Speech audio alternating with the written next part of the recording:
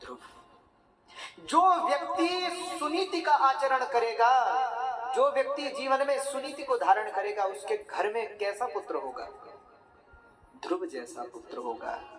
पुत्र का मतलब उसके जीवन, जो जीवन में सुनीति को धारण करेगा, गुरुमुखी होगा, शास्त्रमुखी होगा, उसके जीवन में ध्रुव जैसी निष्ठा प्रकट, ध्रुव जैसा विश्वास प्रबल होगा। और जो सुरुचि होगा तुम्हारा करते रहो। सुरुचि का भी एक पुत्र है, उसका नाम है उत्तम, लेकिन सुनीति का पुत्र तुम। मां सुनीति अपने पुत्र को संत सेवा, गुरु सेवा, गौ सेवा, भगवान के भक्तों की सेवा, भगवान की सेवा सिखाती है। अपने बच्चों को सिखाओ, भगवान की सेवा करना सिखाओ, संतों की सेवा करना सिखाओ, गौ सेवा करना सिखाओ। आजकल एक दुविधा और है, माता पिता के पास भी समय नहीं है अपने बच्चों के लिए, और फिर एक उम्र के बाद वो फिर दुखी होते, महाराज हमारे बच्चे गलत रास्ते पर निकल गए, हमारे बच्चे कुसंगी हो गए, हमारे बच्चे व्यसनी हो गए। वो तो होगा ही। आप अपने बच्चों को समय पर अच्छी शिक्षा दोगे तो कल रोना नहीं पड़ेगा, पछताना नहीं पड़ेगा। अपने बच्चों को अच्छी शिक्षा दीजिए, अच्छे संस्कार दीजिए। मां सुनीति ने अपने बच्चे को ऐसे संस्कार दिए हैं। ध्रुव जी बचपन से ही भक्त हैं। समय बीत रहा है, एक दिन बच्चों के मध्य में ध्रुव जी खेल रहे थे। सबने कहा, एक ने कहा मेरे पिताजी मंत्री हैं, दूसरे ने कहा मेरे पिताजी सेनापति हैं, किसी ने कहा मेरे पिताजी सैनिक हैं। सब अपनी अपनी बात कह रहे हैं। किसी ने पूछा, ध्रुव तुम्हारे पिताजी कौन है? ध्रुव जी ने कहा, मैं अपनी माँ से पूछ कर आता हूँ। ध्रुव जी माँ के पास आए। माँ, सब कह रहे हैं मेरे पिताजी ये, मेरे पिताजी वो, मेरे पिताजी कौन है माँ? माँ सुनीति ने कहा, बेटा यहाँ के राजा महाराज उत्तानपाद तेरे पिता हैं। अच्छा माँ, यहाँ के राजा? हाँ, तेरे पिता चक्रवर्ती सम्राट हैं। अब तो ध्रुव जी प्रसन्न हो गए, मित्रों के पास आए और बोले, भैया यहाँ के राजा ही मेरे पिताजी। अच्छा ध्रुव, तुम कभी झूठ तो बोलते नहीं, अगर सच्ची बात है तो हमें अपने पिताजी से मिला, महाराज से मिला। चलो, ध्रुव जी ने कहा। सब मित्र मंडली को लेकर ध्रुव जी राजमहल की ओर चल पड़े। राजमहल में किसी ने ध्रुव जी को रोका नहीं, क्योंकि सब जानते हैं महाराज के पुत्र हैं। सभागार में पहुंचे, मंत्री बैठे हैं, सभासद बैठे हैं, सन्मुख स्वर्ण सिंहासन पर महाराज उत्तानपाद बैठे हैं, बगल में सुरुचि बैठी है, गोद में सुरुचि का पुत्र है उत्तम। आज 5 वर्ष के श्री ध्रुव जी महाराज मित्रों के साथ वहां पहुंचे हैं। और जो राजा ने 5 वर्ष के अपने छोटे से पुत्र को देखा तो राजा के हृदय में वात्सल्य भाव उमड़ आया, प्रेम उमड़ आया। और ऐसा प्रेम उमड़ा राजा के हृदय में कि महाराज राजा ने अपनी गोद से उत्तम को उतार दिया और ध्रुव जी को गोद में बिठा लिया। अब जैसे ही ध्रुव जी को गोद में बिठाया, सुरुचि तो आग बबूला हो गई महाराज। सुरुचि ने कहा, मेरे पुत्र को गोद से उतार कर इस वनवासी को गोद में बिठा लिया। अरे भरी सभा में मेरा तिरस्कार हो गया। सुरुचि ने धक्का दिया ध्रुव जी को, महाराज की गोद से ध्रुव जी भूमि पर गिर पड़े। ध्रुव जी ने पूछा कि माँ, तुमने हमें धक्का क्यों दिया? सुरुचि ने कहा, तू इस गोद में बैठने के लायक है। ध्रुव जी ने कहा, माँ पर पिताजी की गोद में बैठना तो पुत्र का जन्मसिद्ध अधिकार है, तुम कैसी बात करती हो?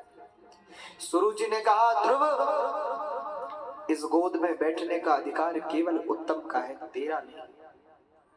अरे तेरी माता परित्यक्ता है, परित्याग कर दिया है महाराज ने उसका, और न वो उनकी पत्नी है, न तू उनका पुत्र है, चला जा।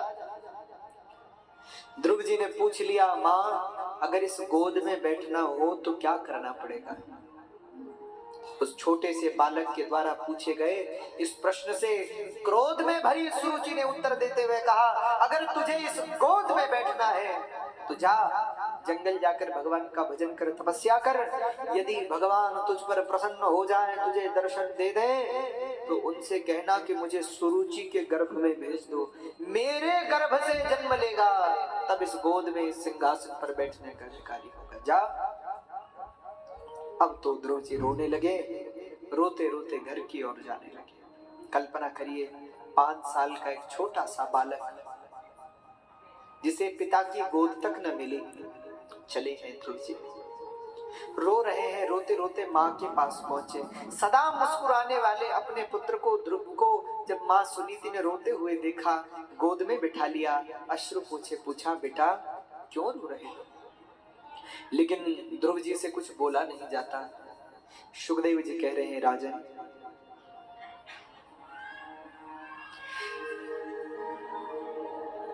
तम निश्वसंतम स्फुरिताधरोष्ठम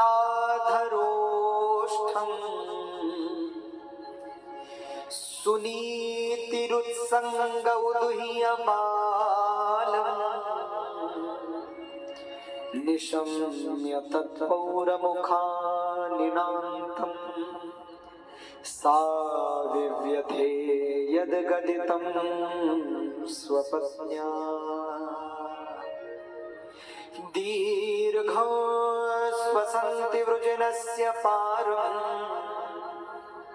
पश्यति बालकमाह बाला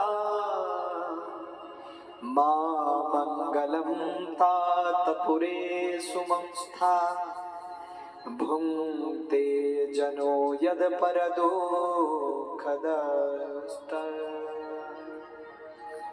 रो रहे हैं ध्रुव जी। दीर्घं श्वसन्ति वृजनस्य पारम्, गहरी गहरी सांस ले रहे, होठ कांप रहे, कंठ अवरुद्ध हो गया, आंखों में आंसू। माँ बार बार पूछती है, पुत्र बता तो क्या बात है, क्यों रो रहा है? राजमहल में घटी सारी घटना ध्रुव जी ने माँ को सुना दी। अब ध्यान से सुनना माताओं, कोई और माँ होती तो लड़ने चली जाती राजमहल, लेकिन सुनीति है ना, किसी से ईर्ष्या करे, किसी से वैर रखे, ऐसा कहां? अच्छा, सुनीति का प्रयास देखिए, वो अपने बच्चे के मन में भी ईर्ष्या का बीज नहीं बोना चाहती। ये नहीं कह रही कि बेटा जब हम बड़े होंगे तो बदला लेंगे उनसे।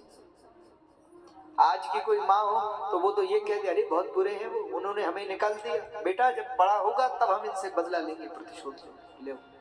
आजकल घरों में कई बार आपस में कलह हो जाता है तो लोग बच्चों के मन में भी चीजें भरने लगते हैं। ये बहुत गलत है माता। बच्चों को, आपका किसी से कितना भी कलह है, बच्चों के मन में वो मत बो। बच्चों को यही कहो, जैसे हमारा सम्मान करते हो वैसे उनका भी करो। आपका व्यक्तिगत तौर पे किसी पे न बनती हो, कलह हो जाए, झगड़ा हो जाए, अलग विषय, परिवार है, होता ही रहता है। लेकिन बच्चों को, बच्चों के मन में ईर्ष्या का बीज नहीं बोना चाहिए। अब कल्पना करिए कि सुनीति माँ ने क्या कहा। जब ध्रुव जी ने सारी बात बताई तो सुनीति जी ने कहा, बेटा जैसे मैं तेरी माँ हूं वैसे वो भी तेरी माँ है, और देख बड़े जो भी कहते हैं सब हमारे भले के लिए ही कहते हैं। अरे ठीक ही तो कहा है सुरुचि।